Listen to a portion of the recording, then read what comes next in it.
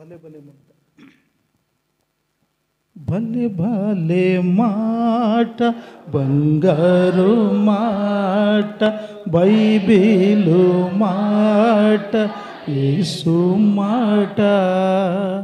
భలే భలే మాట, బంగారు మాట, బైబిలు మాట, యేసు మాట. నా జీవితాన నీ జీవితాన మరువని మాట, యేసు మాట.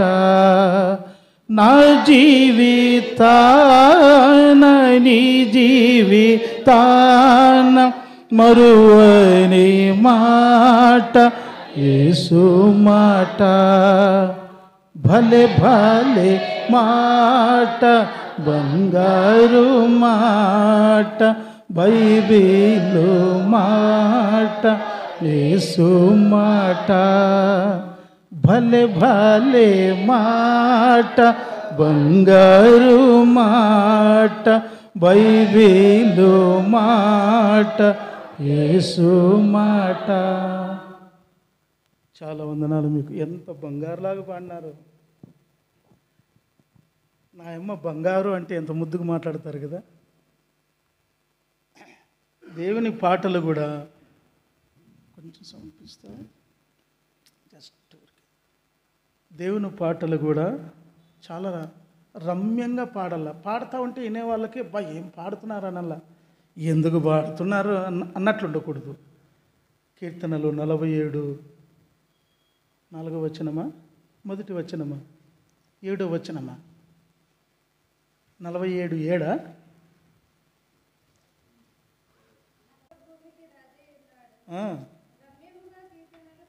ఎట్లా పాడాలా? మళ్ళీ రమ్యంగా పాడాలా. యాసరికి వచ్చేటట్టు పాడితే ఇట్లా. మన తెలుగు పదం యాసరికి అంటారు. సరే అమ్మ, బయట ఉండే వాళ్ళకి వినిపిస్తుంది కదా. యోనా గ్రంథం 1వ అధ్యాయం మొదటి 3 వచనములు. ఈ వారముతో నుండి మిగిలిన 3 వారములు కలిపి వేరసి అంటే ఈ రోజుతో నుండి మిగిలిన 3 వారాలు అంతా మొత్తం 4 కూడా దాటిపోయిన మొదటి ఈ నెల అంతా కూడా యోనా గ్రంథంలో నుండి 3 వచనాల్లోనే ధ్యానం చేస్తాం. ఒకటి నేను, ఒకటి మీరు, 3వది అందరం. యెహోవా వాక్కు అమిత్తయి కుమారుడైన యోనాకు ప్రత్యక్షమై ఇలాగూ సెలవిచ్చెను. నీనెవే పట్టణస్థుల దోషము నా దృష్టికి ఘోరమాయను గనుక నీవు లేచి నీనెవే మహాపట్టణమునకు పోయి దానికి దుర్గతి కలను ప్రకటింపు అందరము. అయితే యెహోవా సన్నిధిలో నుండి తర్షీషు పట్టణమునకు పారిపోవాలనని యోనా యొప్పేకు పోయి తర్షీషునకు ఒక ఓడను చూచి ప్రయాణమునకు కేవు ఇచ్చి యెహోవా సన్నిధిలో నిలవక ఓడ వారితో కూడి తర్షీషునకు పోవుటకు ఓడ ఎక్కెను. 2వ రాజుల గ్రంథము తెలిసినదే, పోయినసారి చదివాము. 14వ అధ్యాయము 25వ వచనం అనుకుంటాను. 2వ రాజులు. అందుకే నేను మేము మొదలు పెట్టండి అనింది. పలకండి. గత్సే అంటున్నారు. ఎవరు గత్సేగా? ఒక ఆయన చదువుతూ మామూలుగా హృదయాన్ని ఎట్లా పలుకుతారు చెప్పండి? హృదయము ఎట్లా పలుకుతారు? హృదయాన్ని హృదయం అన్నాడు ఒక ఆయన. హృదయం అంటే వేరే అర్థం వస్తుంది. చెప్పండి, చదవండి. గత్హేపెరు ఊరివాడైన అమిత్తయికి పుట్టిన తన సేవకుడైన యోనాను ప్రవక్త ద్వారా ఇశ్రాయేలీల దేవుడగు యెహోవా సెలవిచ్చిన మాట చొప్పున ఇతడు హమాతునకు పో మార్గం మొదలుకొని మైదానపు సముద్రము వరకు ఇశ్రాయేలు వారి సరిహద్దును మరలా స్వాధీనము చేసుకునేను. మత్తయి సువార్త 12వ అధ్యాయం 41వ వచనం. అందరూ కూడా కలిసి చదువుకుందాం. 10:41 అనుకుంటాను. కరెక్టేనా చెప్పింది? 12:41 క్షమించండి అందరము. నినివే వారు యోనా ప్రకటన విని మారు మనసు పొందిరి గనుక విమర్శ సమయమున నినివే వారు ఈ తరం వారితో నిలవబడి వారి మీద నేరస్థాపన చేత, ఇదిగో యోనా కంటే గొప్పవాడు ఇక్కడ ఉన్నాడు.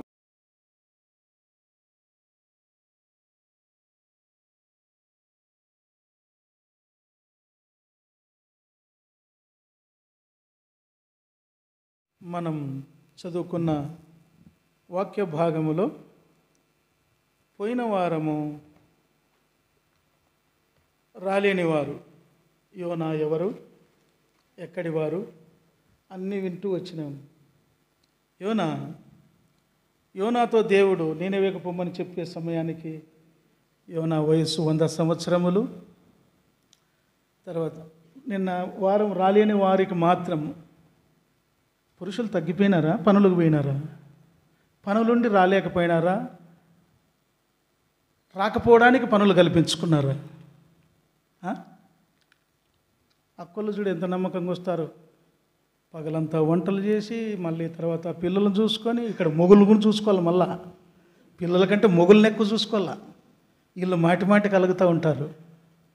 మళ్ళీ పై హెచ్చు చేసింది కాకని దబాయిస్తారు. బా నిజంగా భార్యలకున్న ఓర్పు చాలా పురుషులకు అందరము ఇక్కడ నుండి ఈ భాగం ఇంత, మందిరంలో ఇక్కడ నుండి ఈ భాగం ఇంత లేదు. సరే తగ్గిపోయినారు కనుక యోనా ఎక్కడి వాడు? యోనా ఆయన ఊరు పేరు మనం చదువుతూ వచ్చాము. గత్హేపెరు అనేటువంటి ఊరికి సంబంధించిన వాడు. ఈ గత్హేపెరు అనేది జెబూలూను స్వాస్థ్యములో ఉంది. ఈ జెబూలూను లేయాకు పుట్టిన 6వ కుమారుడు అని మనము పోయినసారి వింటూ వచ్చినాం. తర్వాత యోనా ప్రవక్త అనటానికి ఆధారాలన్నీ చూసుకుంటూ వచ్చాం మనం. కనుక యోనా ప్రవక్తల శిష్యులలో అనగా ఎలీషా ప్రవక్తల శిష్యులలో ఒకడు. ఈ సంగతులన్నీ మనం చూస్తూ ఉన్నాం. ఎక్కడైనా దేవుడు మనం వింటూ వచ్చినాము, ఒక వ్యక్తి పేరు, వాళ్ళ నాయన అమ్మ పేరు, వాళ్ళ ఊరి పేరు రాయబడిందంటే దానికి చాలా అర్థాలు ఉన్నాయని గుర్తుపెట్టుకోవాలి. సరే, యోనాకు దేవుడు ప్రత్యక్షమవుతూ వచ్చాడు. యవన కాలం నుండి దేవుడు ఆయనకు ప్రత్యక్షమవుతూ వచ్చాడు, మనం చూసాము. నిన్నంతా పోయిన వారము యవన దశలో ప్రభు ఆయనతో ఎట్లా మాట్లాడుతూ వచ్చాడు. ఎలీషా ప్రవక్తకు దేవుడు చెప్తే, ఎలీషా ప్రవక్త ఈ భక్తునికి చెప్తే ఈయన చురుకుగా వెళ్ళి చెప్పేవాడు. ప్రతిసారి చెప్పిన వెంటనే పరిగెత్తడం, చెప్పడం, అది తన చురుకుదనాన్ని చూపిస్తుంది. కనుక ఈ యోనా ఏ ఊరు వాడు అని అంటే మనం చూస్తూ వచ్చాము, గత్హేపెరు అనేటువంటి ఊరు వాడు. 2వ రాజులు 14వ అధ్యాయం 25వ వచనంలో ఉంది. ఈ గత్హేపెరు అనేటువంటి ఊరుకు అర్థం పోయినసారి యోనా అనే పేరుకు చూసాము. యోనా అనే పేరుకు పావురము అన్నారు. సరే, ఇప్పుడు గత్హేపెరు అనగా వైన్ తయారు చేసే సమయంలో పిండిన ద్రాక్షారసము నుండి రసాన్ని తీయడానికి ఉపయోగించే పరికరం. ఇప్పుడు వైన్ సీసాలో పెడతారు, మనకు ద్రాక్షారసం ఇక్కడ పోసేదానికి ముందు ఒక సీసాలో ఉంచుతారే, అట్లా ఆ ద్రాక్షారసం తయారు చేసేటప్పుడు పిండి చేసిన ద్రాక్షను తొక్కుతారనమాట, బాగా ఆ గుజ్జు అవుతుంది. గుజ్జును తీసి మళ్ళీ ఇంతకుముందు అయితే గానుగల్లో వేసి రుబ్బేవాళ్ళు. ఆ గానుగనగా పరికరం, ఇప్పుడు మిషన్లు వచ్చినాయి, ఆ మిషనే పరికరము అని చెప్పబడింది. కాబట్టి ఆ ఊరుకు పరికరము, ద్రాక్షారసము తీయడానికి ఉపయోగించేటువంటి పరికరం. ద్రాక్షారసము దేన్ని చూపిస్తుందంటే సంతోషాన్ని చూపిస్తుంది. ద్రాక్షారసము ఇశ్రాయేలీలు వాడేటువంటి వాడుక. బంధువులు వచ్చినా, పెళ్ళిళ్ళైనా, తర్వాత శుభదినములు ఏవి జరిగినా వాళ్ళు ద్రాక్షారసమును పోసేవాళ్ళు. నేను ఒకసారే చూశాను. ఇస్రాయేల్ అన్న కూతురు పెళ్ళికి విజయవాడలో మంచి స్వచ్ఛమైన ద్రాక్షారసం, కమ్మగుంటే ఇంకొకటి ఎక్కువ తాగిన నేను. ద్రాక్షారసము అప్పుడే తాగింది గ్లాసు, ఇంకొక గ్లాసు ఇమ్మని తాగిన. ఒకసారి మాత్రం ఒక బాటిల్ తాగిన. ఒక ద్రాక్షారసం తీసుకొని బాటిల్ ఎట్లుంటుందో తాగాలని అదే పని తాగిన. మంట ఎక్కువ తాగితే మత్తు వస్తుందని అన్నారు. సరే, ద్రాక్షారసము సంతోషాన్ని చూపిస్తుంది. ద్రాక్షారసం అంటే ఏంది? మనం బలలో పుంజు తీసుకుంటామే దాన్నే. సరే, ఇప్పుడు యోన ఎక్కడి వాడు అని విన్నాం మనము. ఆదికాండము 30వ అధ్యాయం 20వ వచనములో జెబూలూను స్వాస్థ్యానికి సంబంధించినవాడు. జెబూలూను పుట్టినప్పుడు లేయా అన్నది, ఈయన నాకు 6వ కుమారుని దయచేశాడని, నాకు మంచి బహుమతిని దయచేసెను అని అతనికి జెబూలూను అని పేరు పెట్టింది ఆమె. కనుక ఈ జెబూలూనులో గత్యేపెర్ అనే ఊరు స్వాస్థ్యములో ఆ స్వాస్థ్యంలో ఉంది. జెబూలూను స్వాస్థ్యంలో ఉంది. యెహోషువ గ్రంథము 19వ అధ్యాయం 13వ వచనంలో మనం చూసాం. కనుక ఇప్పుడు జెబూలూను పుట్టినప్పుడు మంచి బహుమతి. జెబూలూను అనగా అర్థం ఏంటి అని అంటే నివాస స్థలము అని చూసాం. ఆ నివాస స్థలం గురించి మనము రాబోయే దినాలు చూసుకుంటామని నిన్న పోయిన వారం చెప్పాను. కాబట్టి ఇప్పుడు యోనా దేవుని చేతిలో పరికరము, యోనా దేవునికి మంచి బహుమానమైన వాడు, యోనా దేవునికి మంచి నివాస స్థలమై ఉన్నాడు. ఈ 3 సంగతులు. కాబట్టి ఇప్పుడు గత్యేపెరు ఎక్కడ ఉంది అనంటే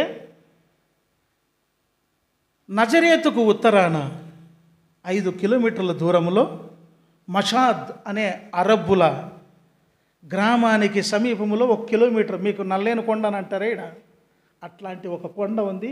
ఆ కొండ మీద ఉన్నదే గత్యేపెరు. దాన్ని గలిలే అని అంటారు. దాన్నే గలిలయ అన్నారు. అది చరిత్ర చెప్తుంది. ఆ గలిలయలను గురించి ఎందుకు ఈ గత్యేపెరు గురించి ఎందుకు ఇట్లా చేయాలా, నాకు ప్రభు అదే పదే ఇది చేస్తాం. దానిని ప్రభు అంటాడు, అందులో వాళ్ళంట గొప్ప వెలుగును చూసిరి జెబూలూను దేశమును అని చెప్తూ గలిలయ వారును గొప్ప వెలుగును చూసిరి అని ప్రభు సువార్తల్లో చెప్తాడు. చూద్దాం అన్నమాట. చూడండి, మత్తయి సువార్తలోనే అనుకుంటాను 4వ అధ్యాయము 12, 16 కలిసి ఉన్నాయి. జెబూలూను అనే కాటి నుండి ఆ పదం చదవండి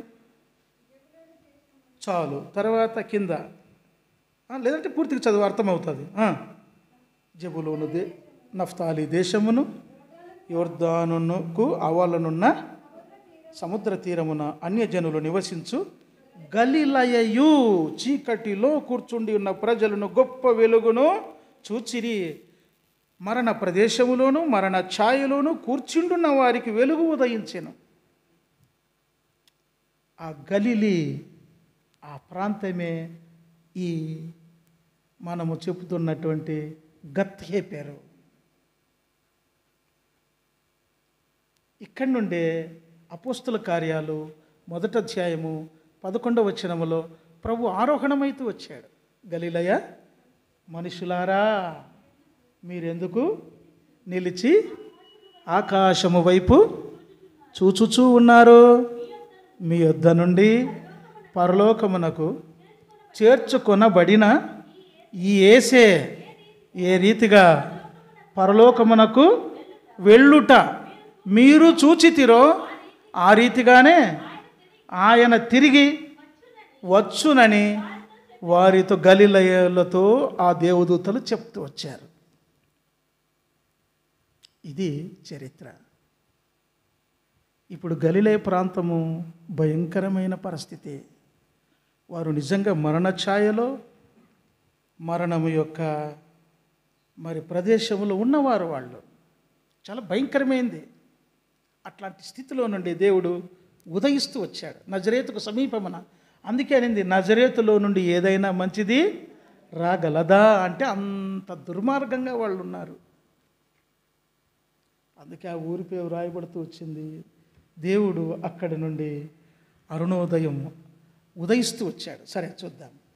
ఇప్పుడు ఇక్కడ గత్యెపెరు ఊరి వాడైన అమిత్తయి కుమారుడైన యోనా అన్నాడు. తార్సువాడైన పౌలు. ఎక్కడైనా కసాపురం దానియేలు, కసాపురం సంసోను, కసాపురం యోసేపు అని అంటారే. ఊరికే దానియేలు అంటే ఏం దానియేలు అనుకోవాలా? యోసేపు అంటే ఎవరు యోసేపు అనుకోవాలా?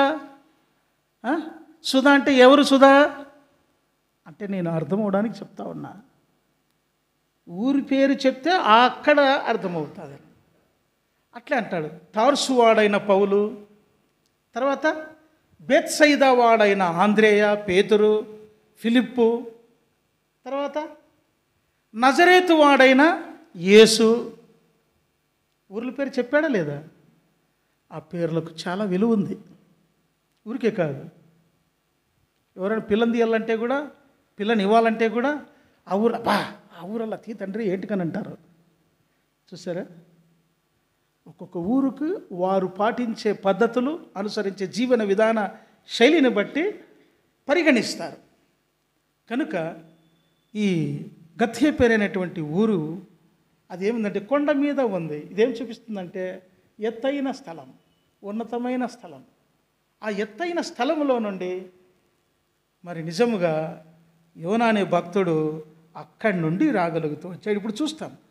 అయితే ఈయన దేవుని యొక్క యోనాను దేవుడు ఎంతగా ఉపయోగించుకుంటూ వచ్చాడు. ఇప్పుడు పరికరం అన్నాము కదా, గత్యెపెరు అనగా ద్రాక్షారసం తీయడానికి ఉపయోగించే పరికరం అన్నాము కదా. దేవుని చేతిలో యోనా కూడా ఒక పరికరము లాంటి వాడే.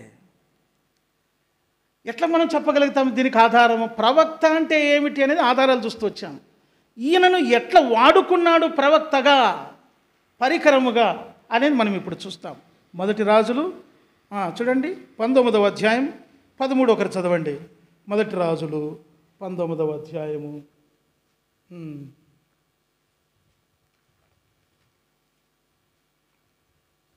మొదటి రాజులు 19వ అధ్యాయము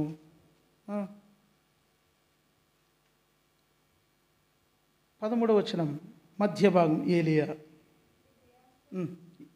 అంతలో ఏలియా, నేను చెప్పింది కరెక్టేనా? మొదటి రాజులు 19 ఉందా లేదా?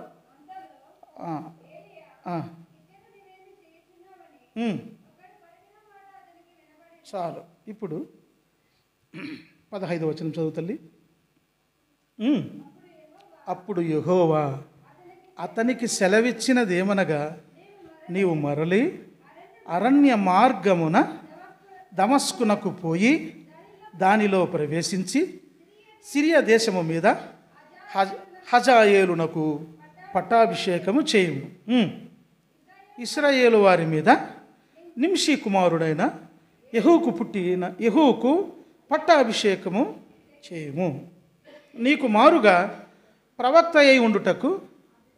ఇప్పుడు చదవండి దాన్ని బాగా కరెక్ట్ చదవాలా. ఆబేల్ మేహోలా వాడైన షాపాతు కుమారుడైన ఎలీషాకు అభిషేకము చేయము. 3 పనులు చెప్పినాడు. ఏం చెప్పినాడు?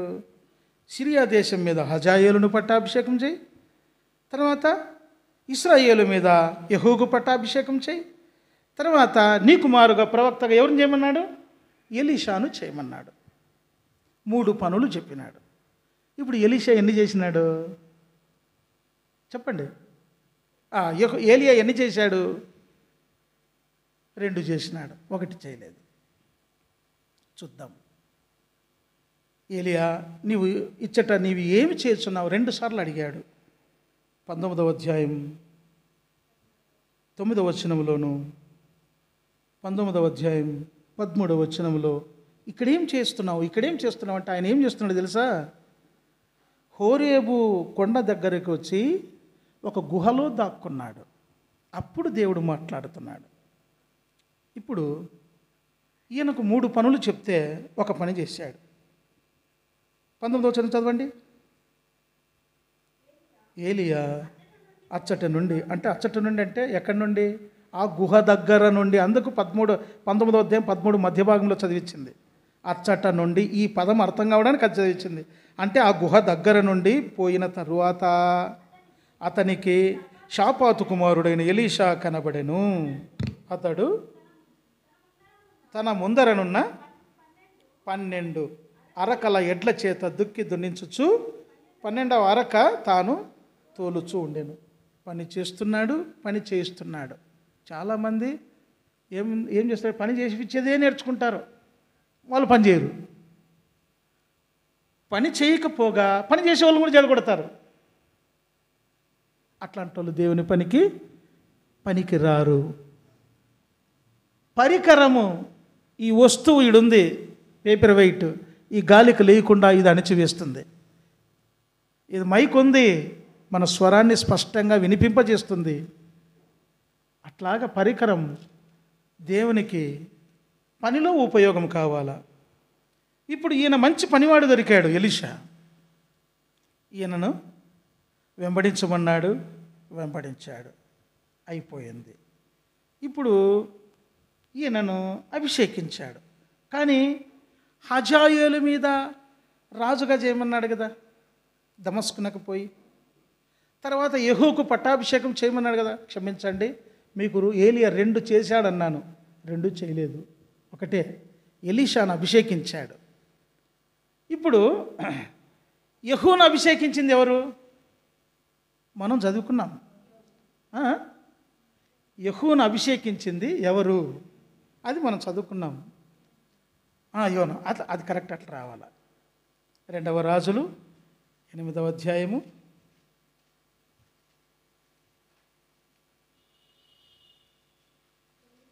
1 చదువు తల్లి.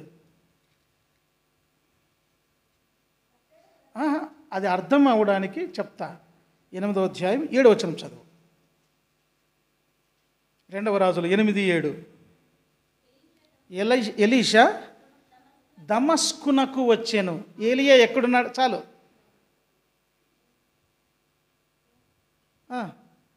ఎలీషా దమస్కునకు వచ్చాడు. ఈ దమస్కునకు పొమ్మని చెప్పింది ఎవరికి? దేవుడు ఏలియాకి చెప్పాడు. ఏలియా పోలేదు. ఇప్పుడు ఎవరు పోయారు? దమస్కునకు ఎలీషా పోయాడు.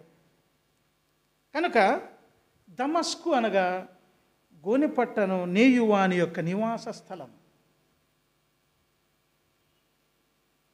ఈ దమస్కుకు ఈయన పోయిన వెంటనే బెన్హదదు అనేటువంటి సిరియా రాజు రోగముతో ఉన్నాడు. ఈ రోగముతో ఉండగా హజాయేలును పంపాడు. ఇంకొక చోట హజాయేలు కుమారుడైన బెన్హదదు అని రాయబడింది. సరే, బెన్హదదు రోగముతో ఉంటే కుమారుని పంపించాడు. అయ్యా నువ్వు పో అని. 40 ఒంటెల అంత బహుమానాలు తీసుకొచ్చాడు ఆయన, కానుకలు తీసుకొచ్చాడు. 40 ఒంటెలు మోసి ఎంత తెచ్చింటాడు, రాజు కాబట్టి ఇచ్చాడు. అందులో సిరియనులు వారి దగ్గర ఎక్కువ బంగారము, ఎక్కువ అక్కడ పెట్రోల్ ఎక్కువ దొరుకుతుంది, విస్తారమైన బంగారం వాళ్ళ దగ్గర ఇప్పటికి కూడా.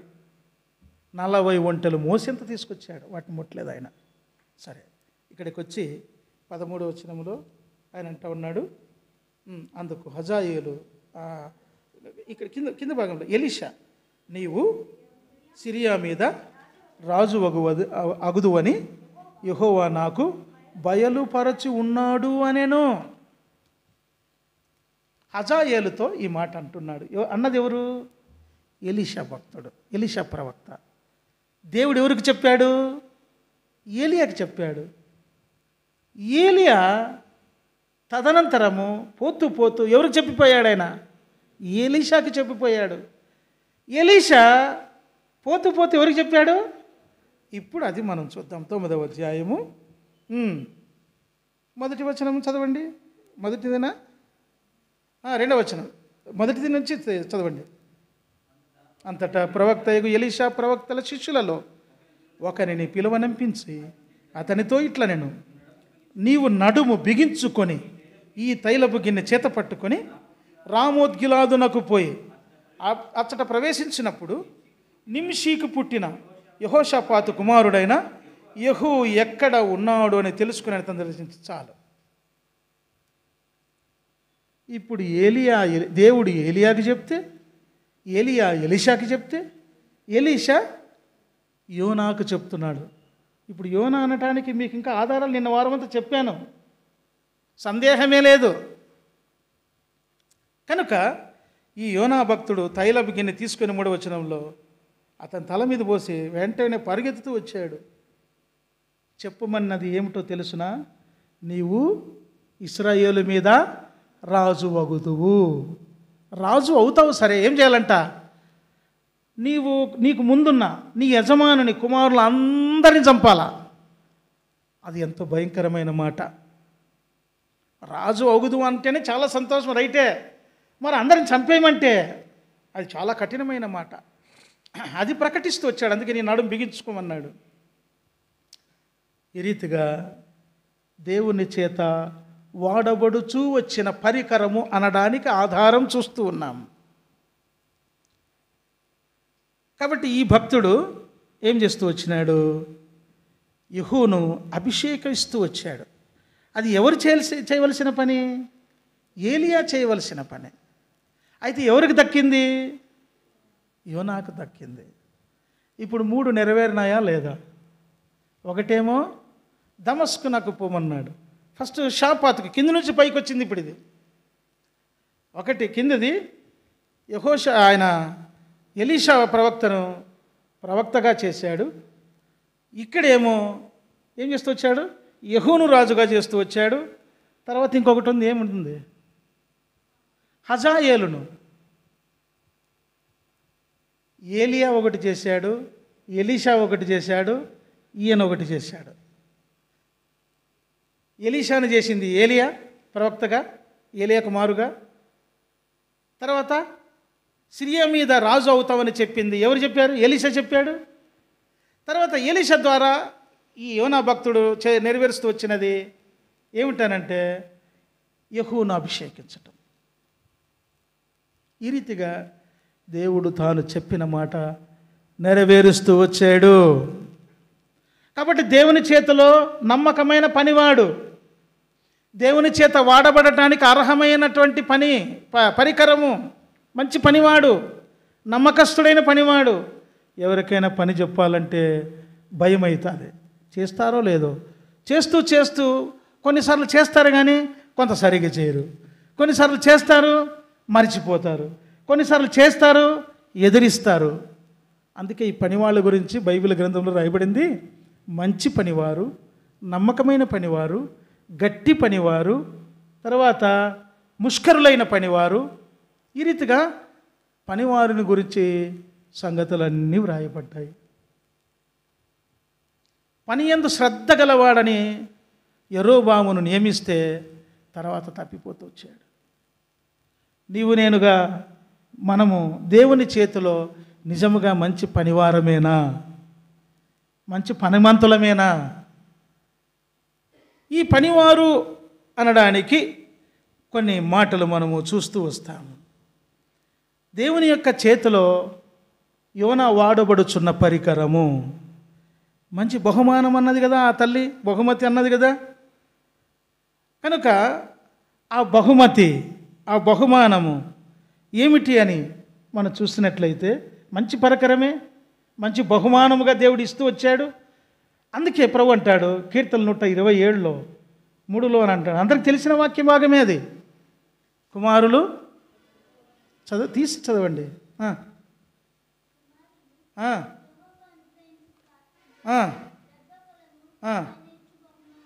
చూసారా? కుమారులు యెహోవా అనుగ్రహించు స్వాస్థ్యము, గర్భఫలము.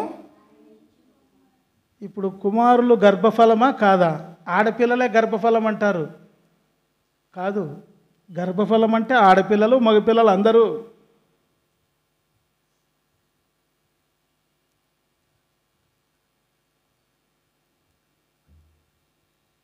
ఇప్పుడు 4వ వచనం చదవండి. ఆయన ఇచ్చు బహుమానమే అన్నాడు కదా. మొదటిగా మనం పరికరం చూసినాం, ఇప్పుడు బహుమానము చూస్తూ ఉన్నాం. యవన కాలమందు పుట్టిన కుమారులు బలవంతుని చేతిలోని బాణము వంటి వారు. ఇదొక పరికరం.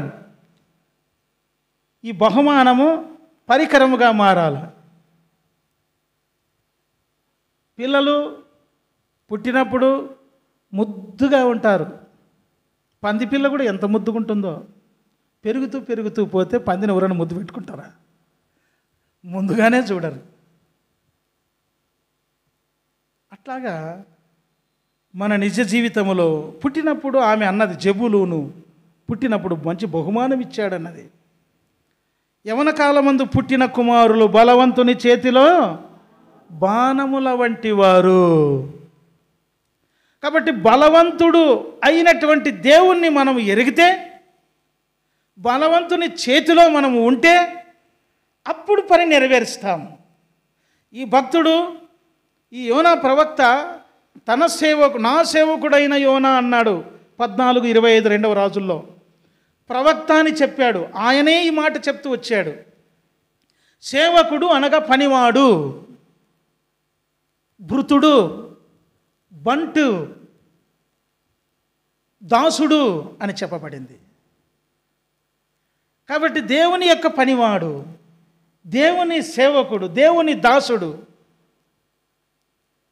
ఇప్పుడు ఈయన దేవుని చేతిలో ఉన్నాడు, బలవంతుని చేతిలో అన్నాడు. ఆ బలవంతుడు ఎంతటి బలవంతుడో చూద్దామా? యోబు గ్రంథము 26వ అధ్యాయం 14వ వచనం. యోబు గ్రంథము 26. ఇవి ఆయన కార్యములలో స్వల్పములు ఆయనను గూర్చి మనకు వినబడుచున్నది. మిక్కిలి మెల్లనైన గుసగుస శబ్దము పాటిదే గదా. గర్జనలు చేయు ఆయన మహాబలము ఎంతైనది గ్రహింపగలవాడు ఎవడు? ఎలియా, ఎలీషా, యోనా అంటేనే మనకు చెవులు పనిచేస్తాయి. ఏలియా అంటే తట్టుకోలేము, యోనా అంటే తట్టుకోలేము, వినపడదు, పగిలిపోతాయి. అందుకే ఈ మాట రాసింది. గర్జనలు చేయు ఆయన మహాబలము ఎంతైనది గ్రహింపగలవాడెవడు? మెల్లనైన గుసగుస శబ్దము పాటిదే కదా.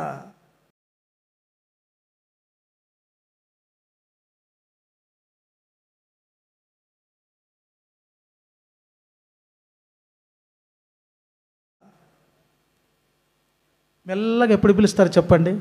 రహస్యం ఉన్నప్పుడు, ప్రేమ ఉన్నప్పుడు. ఎవరన్నా వినకూడదు అనుకుంటే చెవులో చెప్తారు ఇంకా. అందుకే ఇప్పుడు చాలామంది ఫోన్లో ఇట్లా మాట్లాడేది విడిచిపెట్టి చెవుల్లో పెట్టుకున్నది వచ్చినారే కదా. రహస్యం మాట్లాడేదంతా చెవుల్లో, తల్లిదండ్రులు తెలుకోకుండా, భార్యలకు తెలుకోకుండా భర్తలు, భర్తలకు తెలుకోకుండా భార్యలు లోపల మాట్లాడుతుంటారు. ఇంకా వస్తున్నాగానే అది ఎవరు వేరే వాళ్ళని సెల్లును ముట్టినీరు. మీరు బాగా గమనించండి. సెల్లును ఎవరైనా ముట్టించారంటే దాంట్లో ఏం లేదని అర్థం. సెల్లును ముట్టినీ లేదంటే లోపల ఎంతో ఉంటుంది. బాగా గమనించండి. ముట్టినీరు పిల్లలు కూడా. ఏంటికి నేనైనా ఎందుకు చూస్తాను నా సెల్లుని అంటారు. వాస్తవంగా చూడకూడదు, చూడవలసిన సమయం వచ్చినప్పుడు చూడాల్సిందే.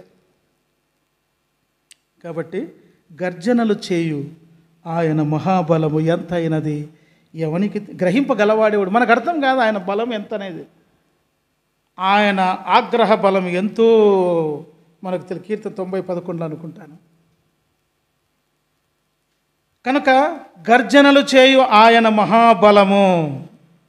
తర్వాత రాయబడుతూ వచ్చింది యోబు గ్రంథము 12వ అధ్యాయం 16వ వచనం.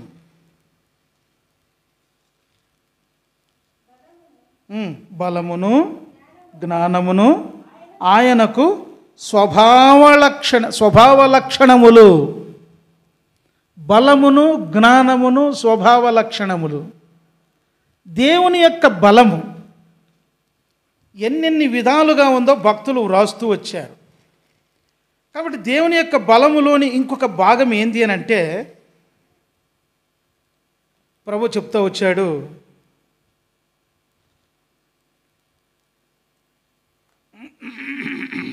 బలమును జ్ఞానమును ఆయన స్వభావ లక్షణములు అన్నాడు. నాకు కొంచెం అద్దాలు ఇబ్బంది పెడతా ఉంది, తీసేస్తాను. కనుక దేవుని యొక్క బలము విషయము మనం చూస్తూ వచ్చాము. 26:14 ఆయన 13:14 రాయబడుతూ వచ్చిన ఆయన చేసినటువంటి ఆశ్చర్యమైన ఆ కార్యాల విషయమే చూస్తూ వచ్చినప్పుడు గర్జనలు చేయు ఆయన మహాబలం మనకు అర్థం కాదు, మనకు గ్రహింపుకు అర్థం కాదు. కీర్తన 90:11 నీ ఆగ్రహ బలము ఎంతో ఎవనికి తెలియదు. కోపములో కూడా బలం ఉంది. దేవుడు కోపించుకుంటే అయిపోయింది ఇంకంతే. ఇక్కడ రాయబడతా వచ్చింది ఇదే 12:16 మనం చదువుకుంటూ వచ్చాము. ఏమిటంట? బలమును జ్ఞానమును ఆయనకు స్వభావ లక్షణాలు. జ్ఞానము అనేది కూడా బలము. జ్ఞానవంతుడంట బలవంతుడుగా పిలువబడతాడని రాయబడింది సామెతల గ్రంథం 24:5 చూడండి. సామెతల గ్రంథము, జ్ఞానము గలవాడు బలవంతుడుగా నుండును, తెలివి గలవాడు శక్తిమంతుడుగా నుండును. చూసారా? జ్ఞానము, బలము, తెలివి, వివేకము, బుద్ధి, వివేచన అన్నీ ఒకటే పదాలే. జ్ఞానము గలవాడు బలవంతుడుగా ఉంటాడు, తెలివి గలవాడు శక్తిమంతుడుగా ఉంటాడు. ఆయనకు ఆలోచన చెప్పువాడెవడు? ఆహా, నీ బుద్ధి జ్ఞానముల యొక్క బాహుళ్యము ఎంత గొప్పది. భక్తుడు దావీదు అంటాడు కీర్తనల్లో, దేవుని బుద్ధి జ్ఞానముల యొక్క బాహుళ్యత ఇంత అని చెప్పడానికి ఎవ్వరికీ అర్థం కాదు. ఆయన అగోచరుడు, అపరిమితమైన వాడు. ఎవరికి ఊహలకు, ఆలోచనలకు, జ్ఞానానికి అందనటువంటి అగోచరుడు ఆయన. అంత గొప్ప బలవంతుడు మన దేవుడు. అంత గొప్ప బలవంతుని చేతిలో మనం ఉన్నాం. ఇంకా అంతేనా? ఇంకా ఎంత బలవంతుడు ఆయన. చూడండి, చూస్తే యెషయా గ్రంథము 1:24 యెషయా గ్రంథము 1 కావున ప్రభువును ఇశ్రాయేలు యొక్క బలిష్ఠుడును సైన్యములకు అధిపతియు నగు యెహోవా ఇలాగు అనుకొనుచున్నాడు. చాలు. ఇశ్రాయేలు యొక్క బలిష్ఠుడు. తర్వాత కీర్తన 132 కీర్తన 132 యాకోబు యొక్క బలిష్ఠునికి మ్రొక్కుబడి చేసెను. ఈ బలవంతుడైన దేవుడు, ఈ బలిష్ఠుడైన దేవుడు ఇశ్రాయేలు బలిష్ఠుడు అని రాయబడింది.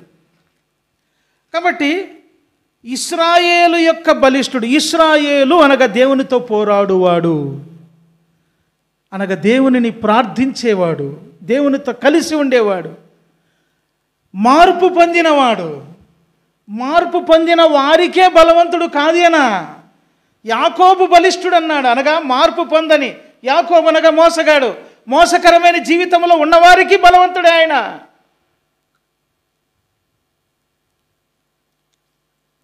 అంతటి బలవంతుడు. కీర్తనలు 93 కీర్తనలు 93:4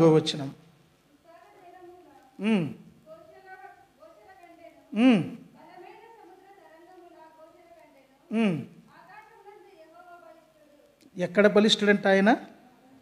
ఆకాశమందు బలిష్ఠుడు.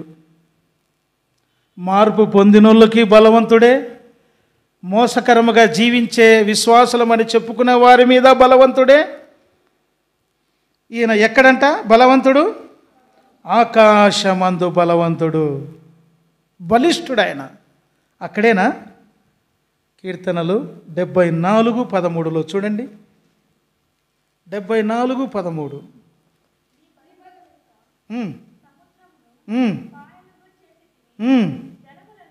చాలు, చదువు తల్లి.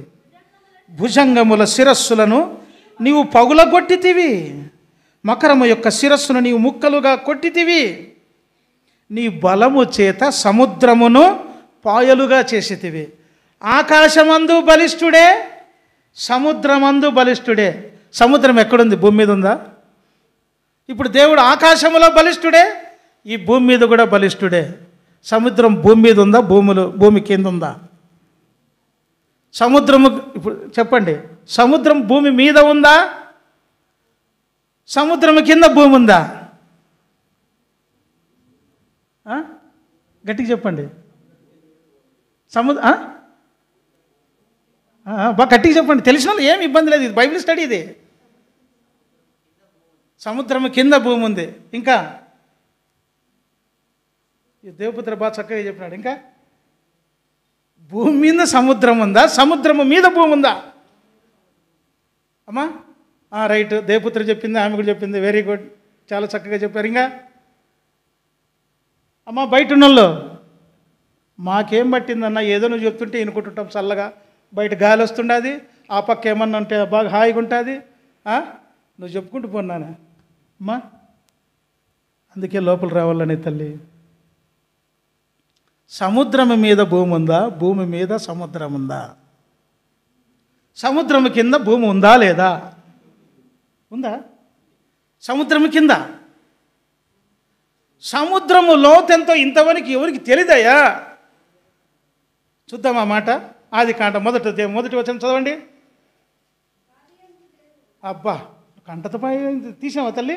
వెరీ గుడ్, నేను చదువు బిడ్డ. ఆదియందు దేవుడు భూమి ఆకాశములను సృజించెను, భూమి నిరాకారముగాను శూన్యముగాను ఉండెను, చీకటి అగాధ జలము పైన కమ్మి ఉండెను, దేవుని ఆత్మ జలముల పైన అల్లాడుచూ ఉండెను. ఇప్పుడు తర్వాత 9వ వచనం చదువుమా. ఆకాశము క్రిందనున్న జలములు ఒకచోటనే కూర్చబడి ఆరిన నేల కనబడును గాక అని పలుకగా, ఏమనుంది ఇప్పుడు? ఆరిన నేల యాడుంది అమ్మా? జలములన్నీ ఒక చోట కూర్చోబడినాయి, ఆరిన నేల కనబడింది. ఆరిన నీళ్ళన్నీ ఓపకపోతే ఇప్పుడు ఏమైంది? భూమి కనపడింది పైన.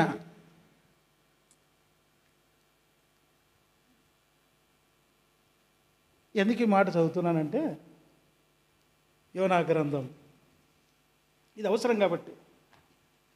యోనా గ్రంథము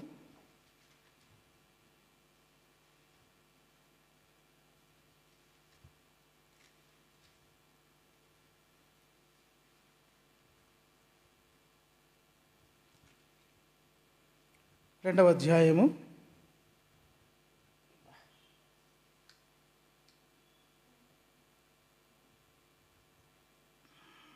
2వ వచనం 3వ వచనం చదువుతల్లి.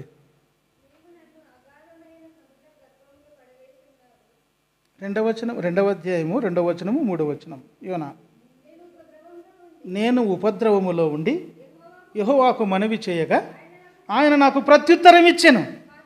పాతాళ గర్భములో నుండి నేను కేకలు వేయగా నీవు నా ప్రార్థనను అంగీకరించి ఉన్నావు.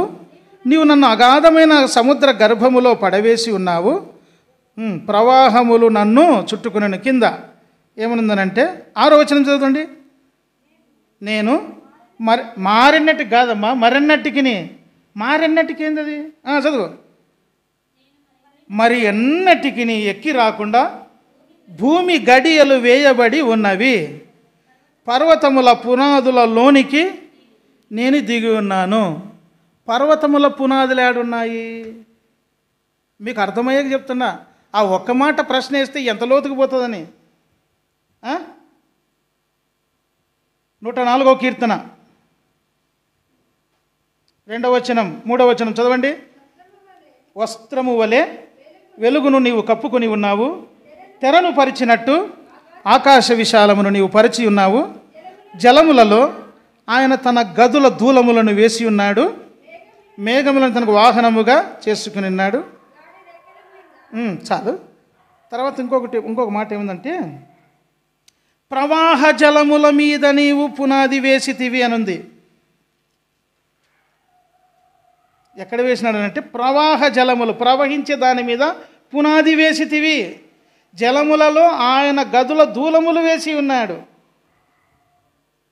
తెలిసిన నేను ఎక్కడో రాసిపెట్టాను, నాకు సరిగా ఇప్పుడు వెంటనే గుర్తుకు రాలేదు. ప్రవాహ జలముల మీద నీవు పునాది వేసితివి.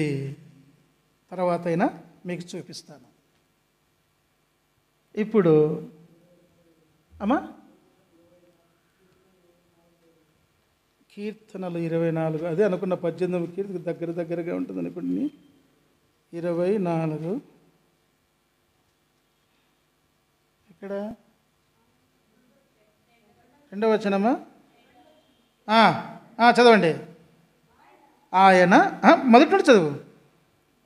భూమియు దాని సంపూర్ణతయు, అది మెయిన్ అనమాట. ముఖ్యంగా లోకమును దాని నివాసులను యెహోవావే, ఆయన సముద్రముల మీద దానికి పునాది వేసెను, ప్రవాహ జలముల మీద.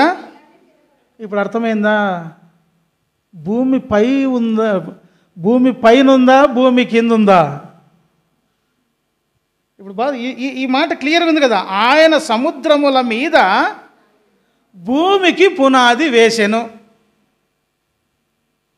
ఏమయ్యా దేవపుత్ర, జవాబు వచ్చిందా లేదా? భూమి ఏమిటి మీద ఉంది? అది సంగతి.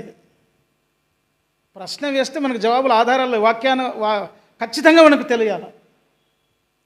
చూసినప్పుడేమో నిరాకారంగా ఉందంటే ఏముంది?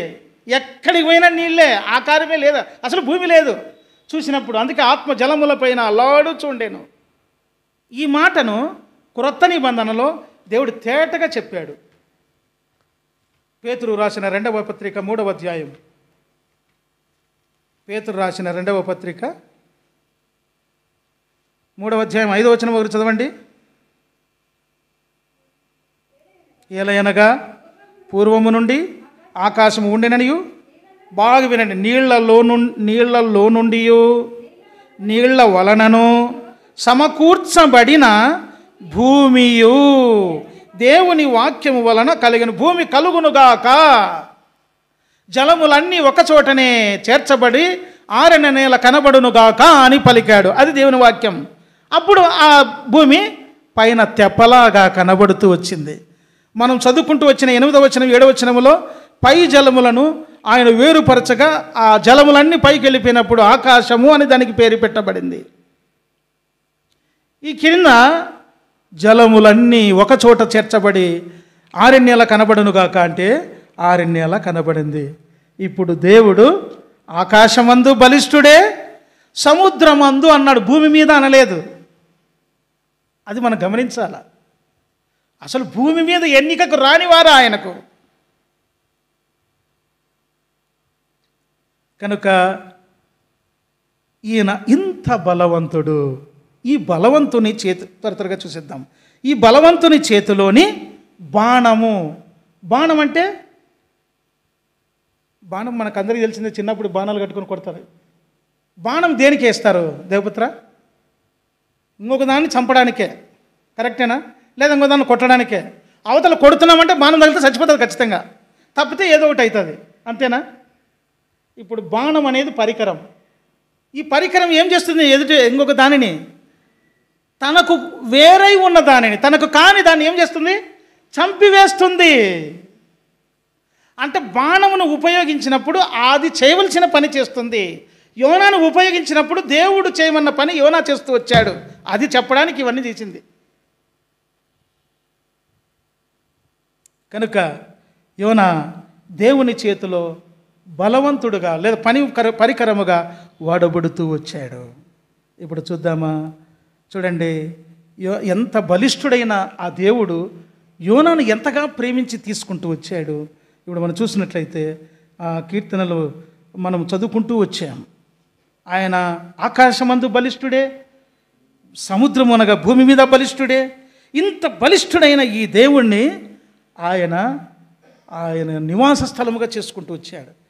చూడండి, కీర్తన 91లో భక్తుడు ఇట్లా ప్రార్థన చేస్తూ వచ్చాడు. త్వరగా క్లుప్తంగా ముగిచ్చేస్తాను.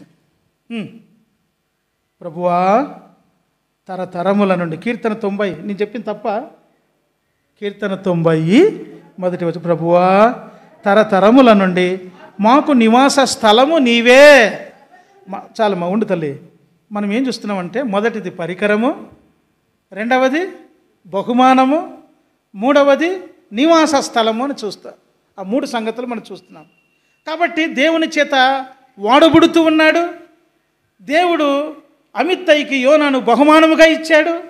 ఈ బహుమానం బలవంతుని చేతిలో బాణములాగా ఉపయోగపడుతున్నాడు. వెరసి దేవుని చేతిలో ఉండి దేవుణ్ణి తనకు నివాస స్థలముగా చేసుకొని మంచి పనివాడుగా ఉన్నాడు అని చూస్తున్నాం. ఇప్పుడు మోషే భక్తుడు ప్రార్థన చేస్తూ వచ్చాడు, ప్రభువా తరతరముల నుండి మాకు నివాస స్థలము నీవే, ఆయనే మన నివాస స్థలము. మాదింత మాదింత మాదింత, మాకు ఈడదంక ఉంది స్థలము, ఈడదంక ఉంది జాగా, ఆటి వరకు ఉంది మా పొలము. ఏమి రాదు, ఉరికే వారు తమ భూములకు వారి పేర్లు పెట్టుకుందారనుంది. భూమి మీద ధనవంతులుగా ఉండొచ్చు, ఆ నివాస స్థలం ఆయన ఉంటేనే ఆ చోటు దొరికేది. ఈ భూమి మీద ఎన్ని ఎకరాలున్నా ఎన్ని ప్లాట్లున్నా, ఒక ఆయన అన్నాడు నీకు ఎన్ని ఉన్నాయి అన్నాడు, ఎన్నో ఉండాయిలే అని చెప్తే, అంటే అట్లా కాదు చెప్పానంటే సరేలే వద్దులే, ఎందుకంటే చెప్పినప్పుడు మళ్ళీ నన్ను శోధించేది ఎక్కువ పెడతారు. కాబట్టి ఈ భూమి మీద ఏం పనికిరావు. అందుకే అన్నాడు భక్తుడు, ప్రభువా తరతరముల నుండి మాకు నివాస స్థలము నీవే. జెబూలూను అంటే నివాస స్థలం. జెబూలూను పుట్టినప్పుడు తల్లి బహుమానం అన్నది, ఆయన పేరుకు నివాస స్థలం, ఆ గత్హెపెర్ అనేటువంటి మాటకు పరికరం. 3 వెరసి ఒకే విధానంలో యోనా భక్తుడు పనిచేస్తూ వచ్చాడు. ఎట్లాంటి వాడంట, ద్వితీయోపదేశకాండం 33:27 తరతరములు అన్నాడు కదా. తరతరములు అనే మాటకు అర్థమేమి? 33వ అధ్యాయం ద్వితీయోపదేశకాండం 27వ వచనం, శాశ్వతుడైన దేవుడు నీకు నివాస స్థలం, నిత్యముగా నుండు బాహువులు నీ క్రింద నుండును, ఆయన నీ ఎదుట నుండి శత్రువును వెళ్ళగొట్టి నశింపజేయును. బలవంతుని చేతిలో వదులుతూ ఉంటే ఆయన తన బిడ్డల వలన శత్రువులను వెళ్ళగొడుతూ వస్తాడు. మంచి పనివారుగా ఉండాలి. అందుకే మా భక్తి మా నీతి మా శక్తి కాదయ్యా అని మనం పాడుకుంది పాటలో, చివరి పాటలో లాస్ట్ చరణంలో, ఈ భూమి మీద మా శక్తి మా భక్తి కాదయ్యా అట్లా చెప్పుకుంటూ ఊరికే భక్తిహీనమైన బలహీనమైన బతుకమని కాదు ప్రభు చెప్పింది. శాశ్వతుడైన దేవుడు నీకు నివాస స్థలం, మాకు నివాస స్థలం నీవేనయ్యా అని ప్రార్థన చేస్తూ వచ్చారు. ఆయన అంటా ఉన్నాడు, శాశ్వతుడైన దేవుడు నీకు నివాస స్థలము, నిత్యముగా నుండి బాహువులు నీ క్రిందనున్నాయి, ఎత్తుకొని ఉన్నాడు. ఆయన చేతిలో మనం ఉన్నాం. బలవంతుని చేతిలో బాణం అన్నాడే, ఆయన చేతిలో మనం ఉన్నాం. ఇంకా చూసినట్లయితే కీర్తనలు 91:11, కీర్తనలు 91:11, కీర్తనలు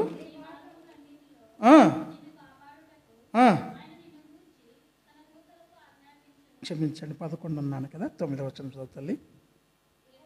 యెహోవా నీవే నా ఆశ్రయము అని నీవు మహోన్నతుడైన దేవుని నీకు నివాస స్థలముగా చేసుకొని ఉన్నావు.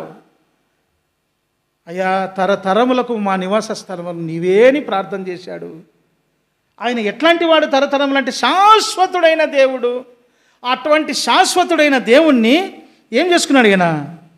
ఇక్కడ రాయబడుతూ వచ్చింది, నీవు మహోన్నతుడైన దేవుని నీకు నివాస స్థలముగా చేసుకున్నావు.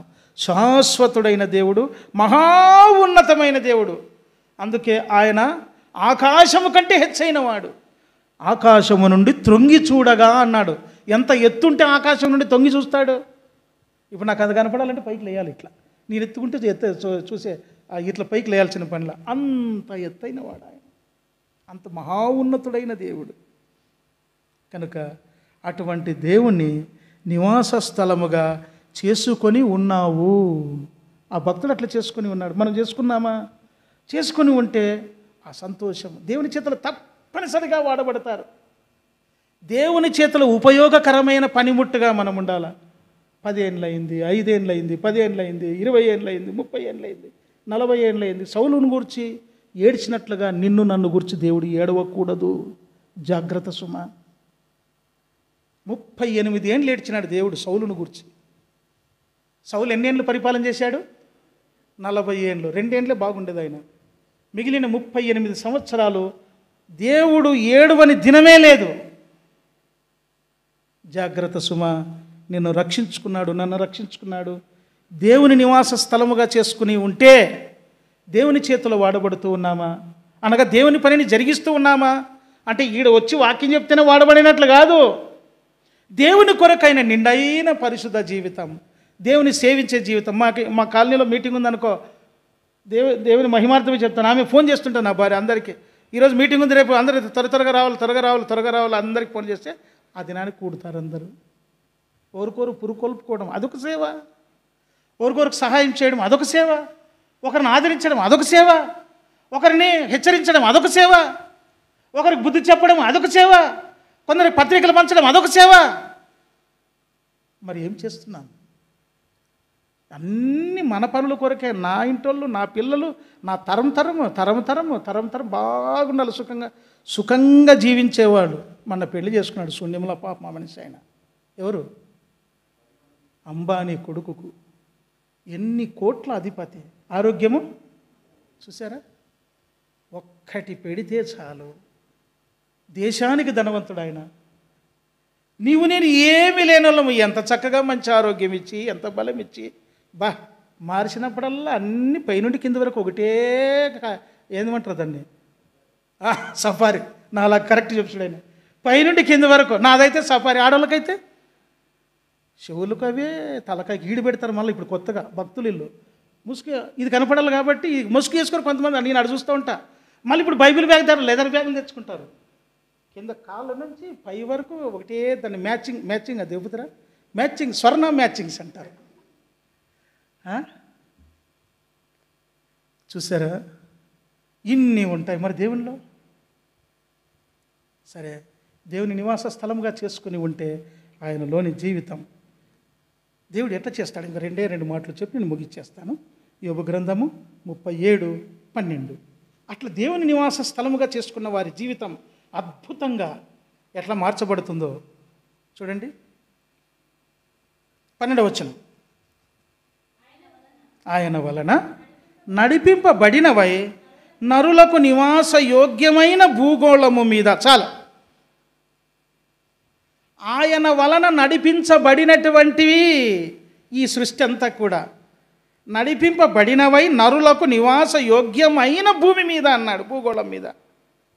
దేవుని చేత నడిపించబడుచు ఉన్న ఈ సృష్టి అంతా కూడా దేవుని పనిముట్లు. నీవు నేను కూడా దేవుని పనిముట్లం అయితే దేవుడు ఏం చేస్తాడంట? నివాస యోగ్యముగా చేస్తాడు. దేవుడు నివసించడానికి యోగ్యమైన పాత్రగా నన్ను సిద్ధపరుస్తాడు. దేవుడు నీతో నాతో కూడా నివసించాలనంటే, దేవుడు నీతో నాతో కూడా ఉండాలనంటే సంపూర్ణముగా కడగబడిన వారుగా, సంపూర్ణముగా దేవుని కొరకు పిలిచినాడు అనుకో. ఎవరైనా బంధువులు కానీ, తండ్రి కానీ, భర్త కానీ పిలిచినప్పుడు పలకలేదనుకో, ఏమనుకుంటారు?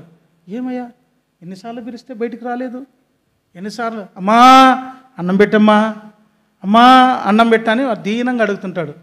దీనంగా అడిగితేనే పెట్టేది, కఠినంగా అడిగితే ఎవరు పెట్టరు. ఏమేసేపు దీనంగా అడిగితే ఆటి కూడా పేరప్ప మళ్ళీ రాప అంటే మళ్ళీ వచ్చేది లేదు, పెట్టేది లేదు. అదొక ఊత పదము. ఇస్తే లేకపోతే పో అని చెప్పు, మళ్ళీ పోయి రానద్దు. నీ చేతనైతే ఇయ్యి, లేకుంటే పొమ్మాను, పోయాను. దాదాపు ఇచ్చేది నేర్చుకోవాలి. కాబట్టి దేవుని చేత నడిపించబడినదై నీవు నేను దేవుని చేత నడిపించబడతాం. దేవుడు నీలో నాలో నివసించడానికి యోగ్యులుగా చేస్తాడు. అంతేనా అని అంటే చూడండి, యెషయా గ్రంథం 48:15. యెషయా గ్రంథం 48:15 వచనంలో, నేను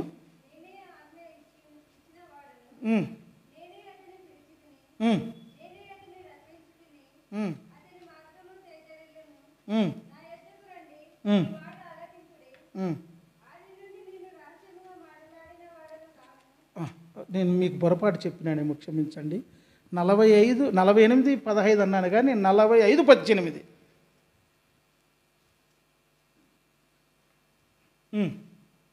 చివరి ఆకాశములకు సృష్టికర్తగా యెహోవాయే దేవుడు ఆయన భూమిని కలుగజేసి దాన్ని సిద్ధపరచి స్థిరపరచెను. నిరాకారముగా నుండునట్లు ఆయన దాన్ని సృజింపలేదు, నివాస స్థలం అగునట్లుగా దాన్ని సృజించాను. దేవుడు నివసించాలని దేవుడు ఇష్టపడుతూ వచ్చాడు. దేవుడికి ఎప్పుడైతే పిలిచిన వెంటనే పలుకుతామో, యోనా అన్నప్పుడు పలికాడు, పలికిన వెంటనే ఇప్పుడు సిద్ధపరుస్తూ వచ్చాడు. అందుకే యోగ్యమైనట్లుగా నడిపిస్తూ వచ్చాడు దేవుడు, యోగ్యమైన వాడిగా చేస్తూ వచ్చాడు. ఇక రాయబడతా వచ్చింది ఇంకేమిటంట, భూమిని కలుగు దాన్ని సిద్ధపరిచి. నిన్ను నన్ను సిద్ధపరుస్తూ వస్తాడు. దేవుడు నడిపిస్తున్నాడంటే నీవు నేను సిద్ధమవుతాం. రోజు రోజుకి ఇది బాగుండదు, ఇది చేయకూడదు, ఇట్లా మాట్లాడకూడదు, ఇట్లా జీవించకూడదు అని మనకు అర్థమవుతూ వస్తుంది, విడిచిపెడుతూ వస్తాం. ఒకప్పుడు బంగారు ఉంగరాలు, బంగారు కమ్ములు, బంగారం అన్నీ వేసుకునే వాళ్ళం. మా అమ్మ ఒక ఒంటిగా చేసుకుంటుండే, అది కూడా తీసేయమ్మా ఎందుకు అని చెప్తే నేను అన్నీ తీసేసింది. చాలామంది కొంతమంది సండే స్కూల్ పరిచయం చేస్తుంటారు, చిన్నవి పెట్టుకొని ఉంటారు ఇక్కడ, తర్వాత చిన్నది పెట్టుకొని ఉంటారు ఇక్కడ, తర్వాత కాళ్ళకు కూడా పెట్టుకొని ఉంటారు.